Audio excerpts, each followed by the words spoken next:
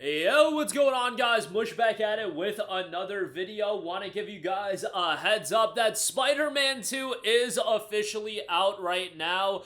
Yes, this was one of the more stranger PlayStation PC releases. No pre-orders were live, but the game is live right now. I truly do believe what was going on was the fact that Sony was removing PSN account linking on the official page. They note that PlayStation Network account linking is required and everything was in flux, but the game is in fact out, and as I am recording this video, it is live over at Green Man Gaming. 15% off for $51. You won't pay tax either, so you're saving quite a lot on top of just buying it directly on Steam. You'll get a Steam key, redeem it directly on there, and you will be good to go. I should note, as I'm recording this video, it's still fairly early, so you have to log in to buy the game, and it'll show up there. By the time you guys are watching this video, hopefully it's just live for everyone. And if you are not an XP member, actually, as I am literally recording this video, it just went live. It is $59.99. I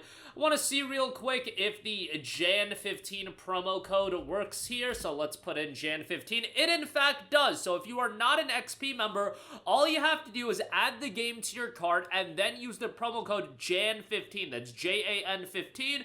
Get 15% off, $51, same price for everyone, and you will get a Steam key, redeem it directly on there, and you will be good to go. This has been one of the more jarring Steam releases of all time from PlayStation, but again, my thought process is I think PlayStation had it under consideration that they didn't know what they were going to do with account linking, if they were going to force it on everybody. The game had already been revealed, the listing was already up, the pre-orders just weren't live, and all of that was in flux, and I guess they just didn't want to roll out the pre-orders being live prior to them making the announcement that account linking was going to become optional, which I think was actually very, very smart, because yesterday, I think this was very strategically done, where they announced account linking is going to be optional. You build a lot of goodwill, you build a lot of excitement. Right after that, you do the features trailer, and then you drop the game the following day. When I actually look at it, it was intelligently done, given now that we have full context of everything that was going on. But yeah, I really enjoyed Spider-Man 2. I played it on PlayStation 5. I know that people have their criticisms with the game, but I thought it was a really solid game the whole way through. And one of the issues that people did have with the game was the level of content in the game. It's not as content-packed as some other open-world titles, but what I feel that Spider-Man 2 does really well is that it's all killer, no filler. It really doesn't feel like the game is padded out, and there's superfluous side content that is meaningless and just there to pad out the game, or just mundane content. I feel like everything in the game has somewhat of a meaning. Is it a perfect game? No, but I really did have a good time with it. I know that there's other reasons that people, had their issues with it, but ultimately, I really enjoyed the game, and as far as the IPs that PlayStation has under their umbrella, Spider-Man is probably number 2 to me. Like, I'm not gonna lie, I just really enjoy the Horizon games, and I just think they are great, but Spider-Man 2 is definitely a really solid one, and yeah, nice to see it come to PC very quickly. I know that maybe the release got expedited a little bit because, Insomniac kind of got attacked, and there was a leak, but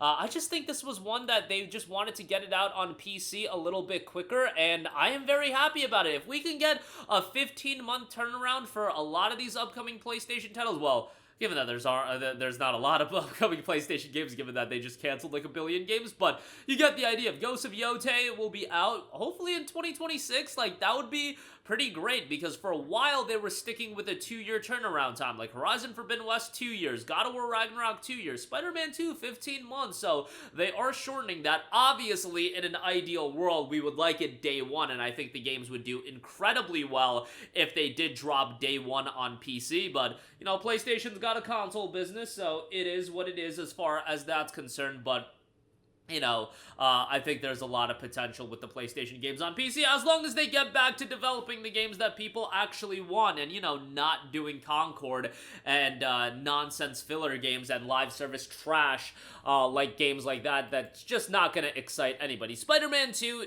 think about it what you want, but it is a legit big title. Like, people are gonna check it out. I see it doing very well. Now, I don't see it doing a Spider-Man remastered level. First of all, it's a direct sequel. Second of all, I do feel like some of that luster of PlayStation titles on PC has dissipated. I think when Spider-Man got revealed and dropped on PC, there was a lot of excitement. I think PlayStation has destroyed a lot of their goodwill. I just don't see Spider-Man 2 doing the level of concurrent players that Spider-Man 1 did. I might be wrong about that. We'll see. The system requirements for these games are incredibly, I shouldn't say it's incredibly well optimized because we don't know at this stage of the game. However, it is a game with a wide variety of requirements supported. So that's always exciting, and I want to pull up the system requirements because yesterday we did go over it when the official details came out. It's just really, like, bro, 720p at 30 FPS, yes, a graphics preset is set to very low, but you're looking at a GTX 1650, a Radeon RX 5500 XT,